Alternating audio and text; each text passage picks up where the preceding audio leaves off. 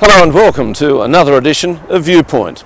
The Senate's decision to overturn the so-called Alcopops tax has drawn a storm of criticism from a range of quarters, including the government and public health groups. While much of that criticism has been directed at Family First Senator Steve Fielding, who cast the crucial deciding vote, it was the decision of the opposition Liberal and National parties to oppose the tax which ultimately drove the outcome. Senator Mathias Cormann is the opposition's health spokesman in the upper house. I spoke to him about the opposition's decision to oppose the tax and the government's claims that it was already playing a critical role in its campaign to combat binge drinking by young people.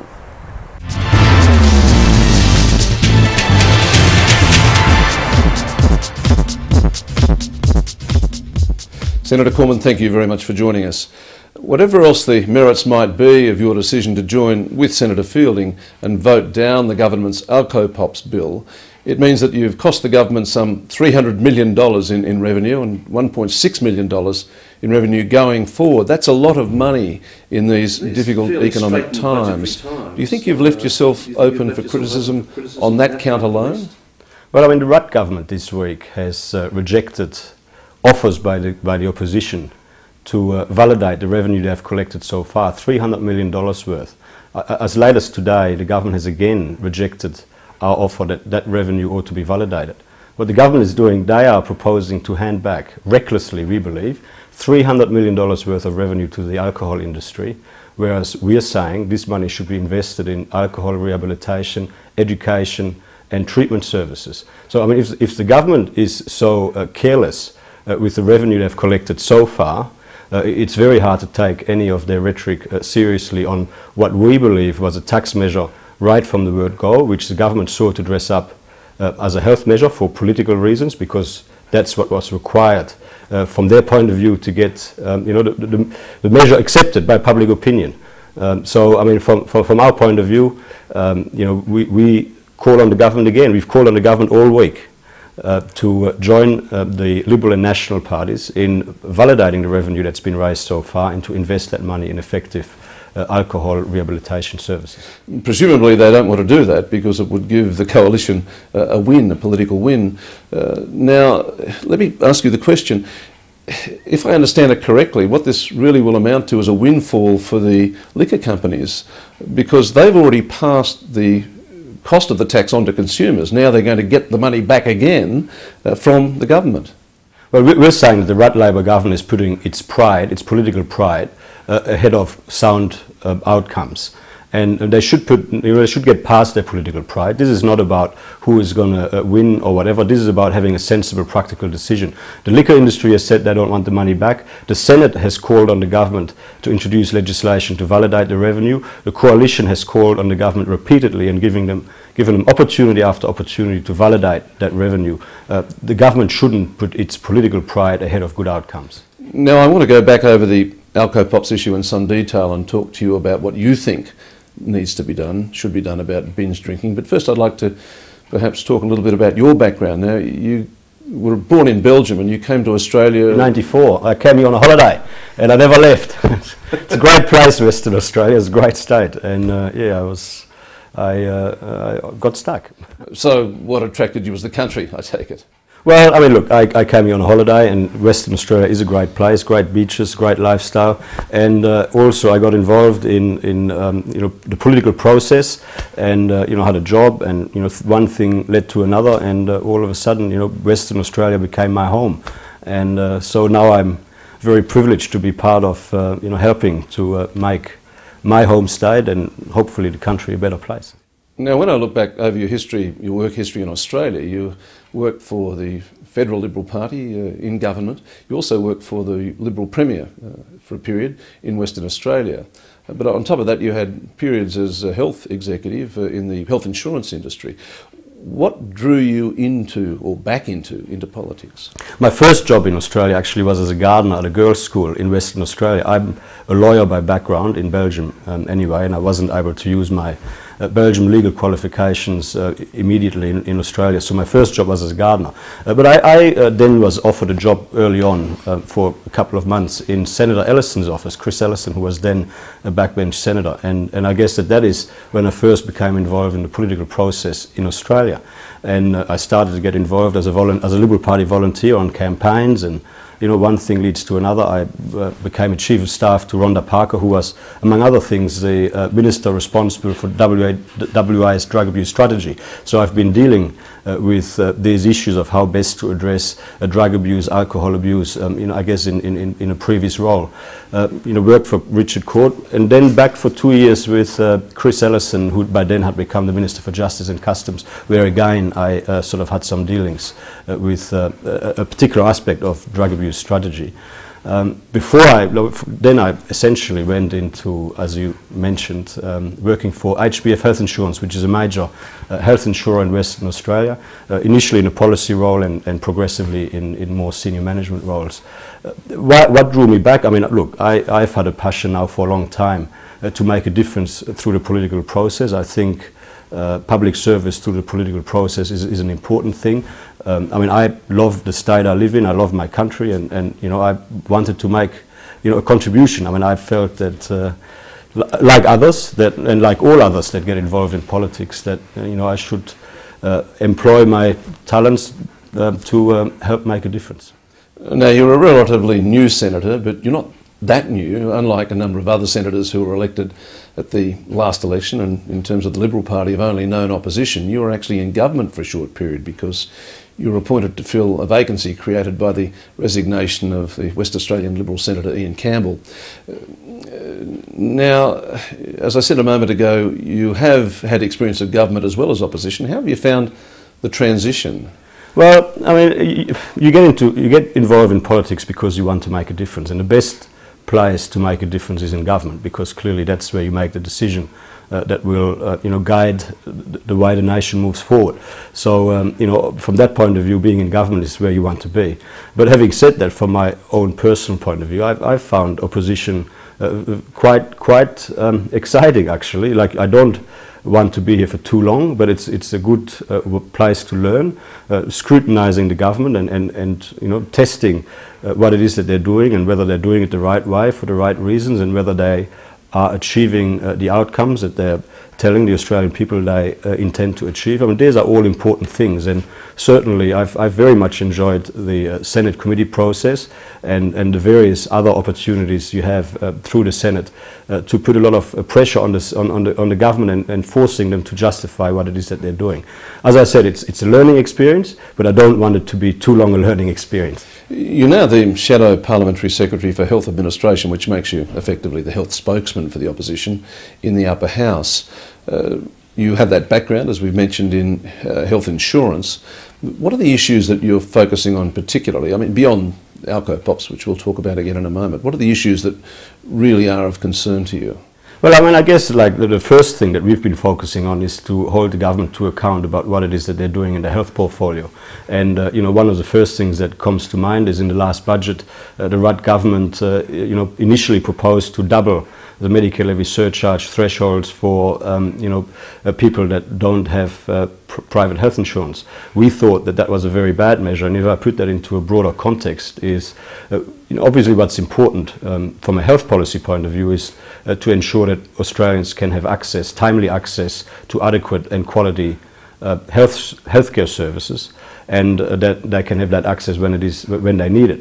Now, anything that sort of this puts the system out of balance, you know, in terms of our mix between a strong private and a strong public health system, is a bad thing. And like, so one of the things that I've been focused on in the first 6 months is really trying to scrutinise what the government was trying to achieve with its change to the Medicare levy surcharge thresholds, because we certainly believed, and it's sort of already borne out in some of the evidence that's coming through, that it was putting pressure on premiums, that it was going to put additional pressure on public hospitals, that it was going to see 500,000 people leave private health insurance, and that it was going to put a lot of pressure on the public health system. So I guess from a broad sense, I guess that we need to make sure that our health system has got the right balance between a strong public, a strong and well-funded public system, and a strong and well-supported private health system.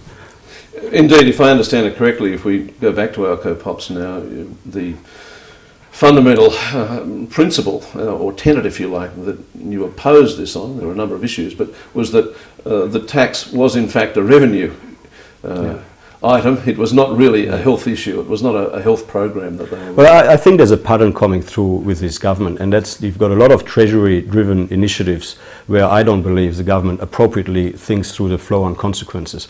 The Medicare levy surcharge threshold measure very clearly was driven out of Treasury, and the impact on the health system wasn't properly assessed. The issue of Alcopops, I'm quite confident that the government would have asked for some revenue measures. How can we ensure that we've got that we keep our surplus in place that was left behind by the previous government? Given the fact that we're increasing spending by $15 billion, how can we preserve the surplus that we inherited?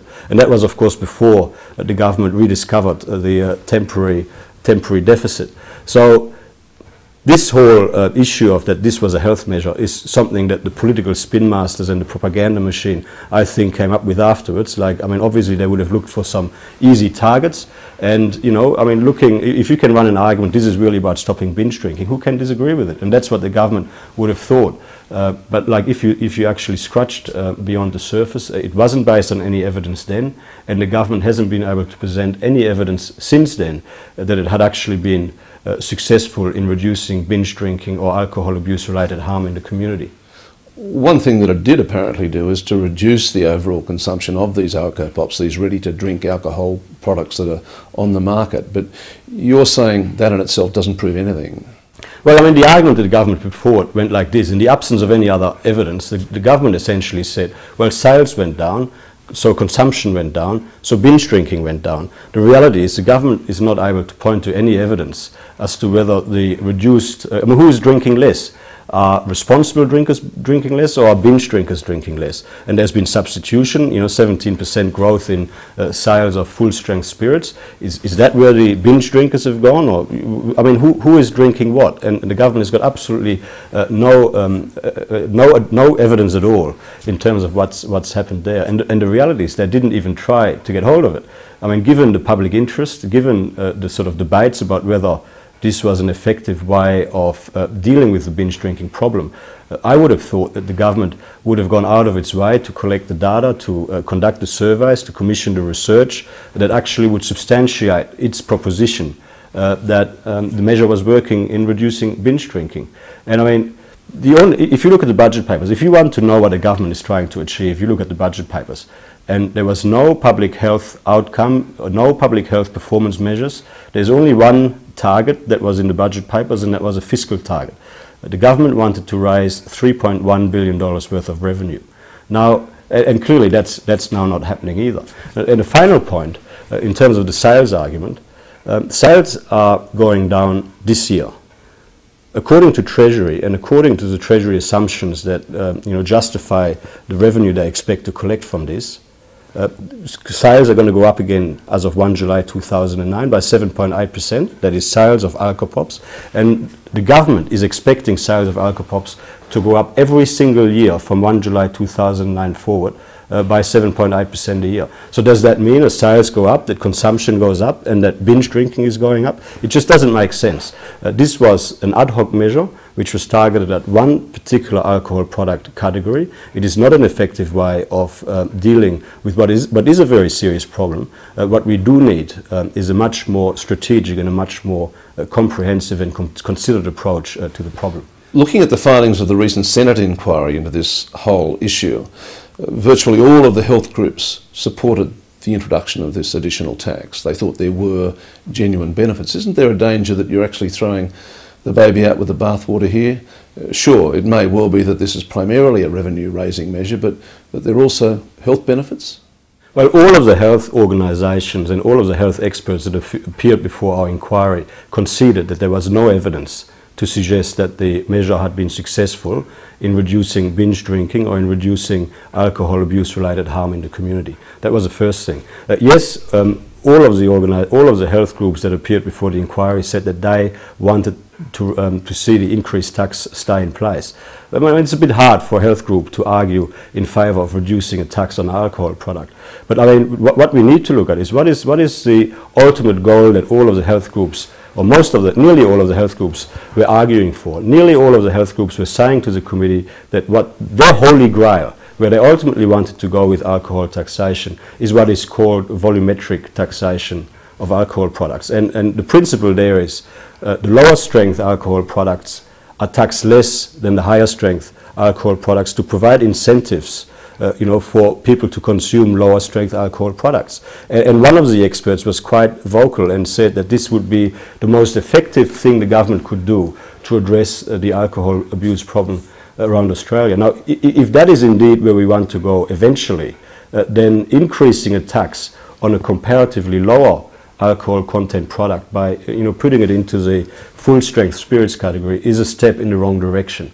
And that was our argument. I mean, not only was it a tax grab dressed up as a health measure, there's actually an argument that it could actually make things worse, because it is channeling people that otherwise would be drinking lower strength alcohol products into the full strength, more lethal alcohol products, and that is not something that we want to see happen. That certainly seems to be the anecdotal evidence. When you talk to young people and you read their comments from time to time in the media, they say, yes, as a result of this we have stopped buying as much of these Alcopops. And oh, look, I mean, young people are not stupid. In fact, young people are as bright as any of us, and they know, why would I pay more if I can have the same impact for those that want to have that sort of impact by paying less. I mean, people will always go for the cheaper product if it achieves the outcome that they're seeking. Another thing that struck me about all this, particularly in relation to that, is that a number of young people have said to me that what we now do is we just go out and buy a bottle of vodka and mix that. And the problem there is that whereas when we were drinking Alcopops, we had a pretty good idea of how much alcohol we were consuming. Now we've really got no idea.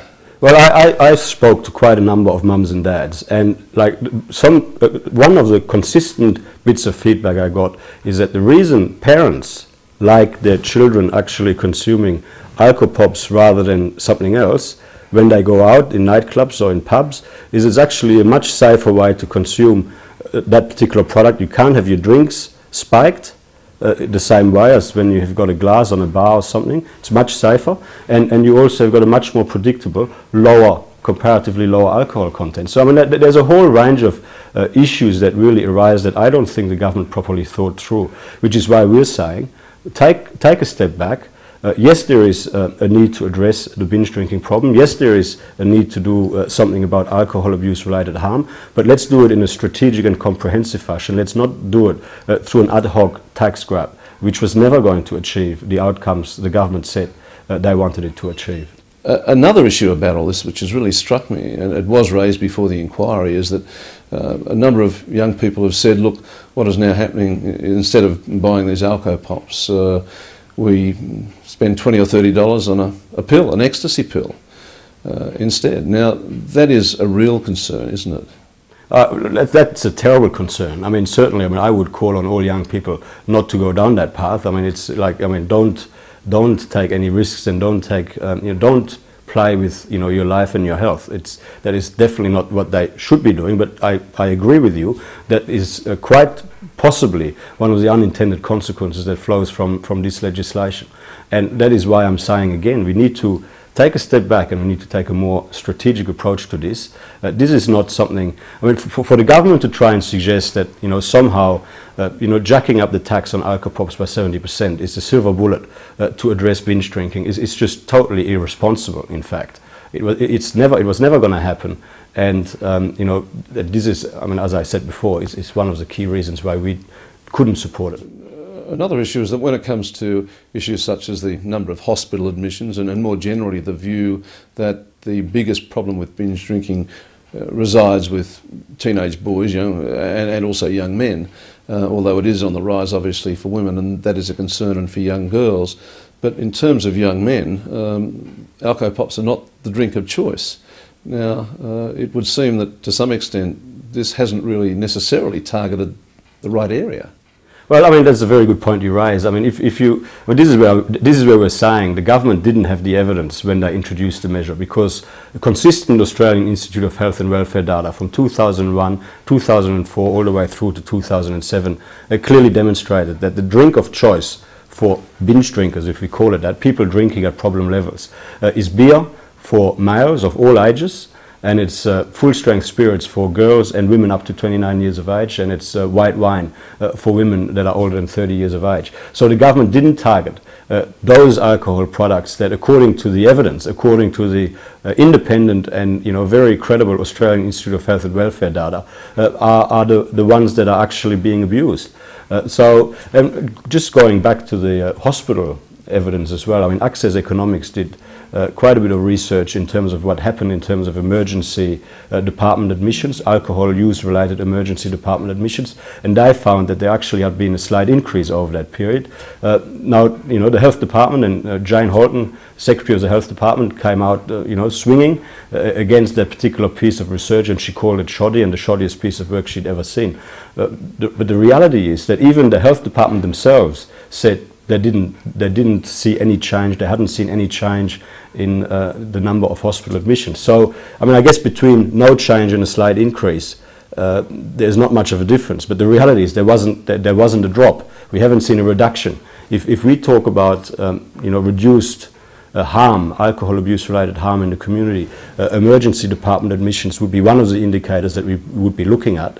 And the fact that there hasn't been any reduction over the first 12 months, and we're now moving forward into a period where the actual sales, consumption, and presumably binge drinking is going to increase again, according to the government's own figures. Well, how can we expect to see a reduction moving forward when we haven't seen it at a time when there's been significant drops in the sales of RTDs? Another piece of evidence which really struck me that was put to the inquiry was the experience in Germany, where when a tax was introduced on Alcopops there, the consumption of that product went down quite sharply, but the overall consumption of alcohol actually went up even more sharply. I must confess I didn't understand what actually drove that, what was behind that.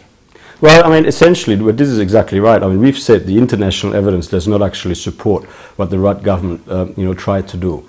In Germany, they introduced a similar tax increase in 2004 on RTDs, and overall alcohol consumption by young people between 2004 and 2007 rose dramatically. Our friends in New Zealand actually considered, when it was still the Labour government a few months ago, whether they should introduce a similar increase in the tax on RTDs. They reviewed the international evidence, and they came to the conclusion that it was not an effective way of addressing this problem. The only government that still seems to think that this is the way to go is the Rudd Labour government, but they're not prepared to put any evidence on the table. Of course, the big question is, what is it that you think should be done to deal with binge drinking? It's all very well saying that the Alcopops tax wasn't a good plan, but what do you think the plan should be? For starters, we've said that the $300 million that have been collected so far should be invested immediately into genuine and effective measures to address in alcohol rehabilitation,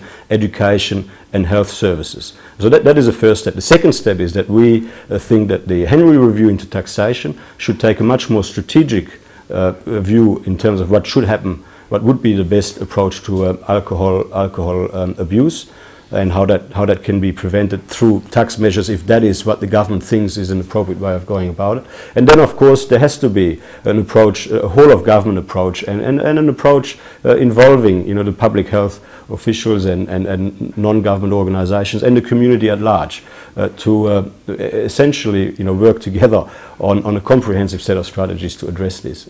So that basically says that the opposition doesn't have a specific set of things that it would like to see at this stage, but it does believe that there needs to be a more effective, a more coordinated approach to this whole binge drinking problem. I don't think that there's any silver bullets, but I do think that there's a very important part which is education, and which is of course the treatment services. And also, I mean, if I can just point at one particular issue that came up during the inquiry.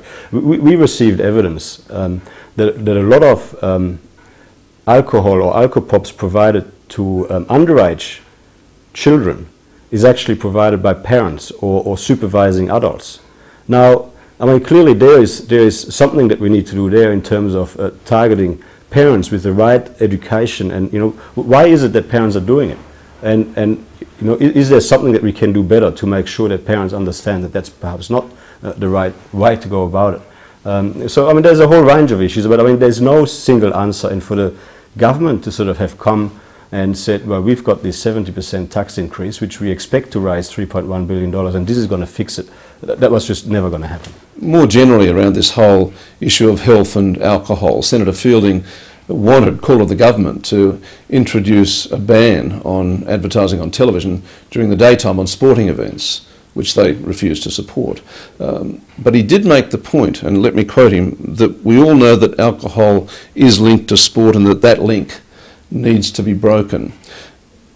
Do you agree with that sentiment? Well, I mean, Senator Fielding has held very strong views about this, and he's been consistent all throughout, and he's put certain propositions to the government which the government was not prepared to take on board. So I mean, I think that Senator Fielding is probably best to sort of explain as to what he means by when he says that there's this link between sport and alcohol. There's certainly there certainly is a link, but whether what Senator Fielding proposes the right way of addressing it, I mean, I think that is a matter that the government in due course should provide a proper answer to. One of the broader issues in terms of the perception of young people is that they regularly, far too regularly, see young sportsmen, particularly sportsmen, behaving badly as a result of alcohol. Now that is a particular problem, a concern, isn't it?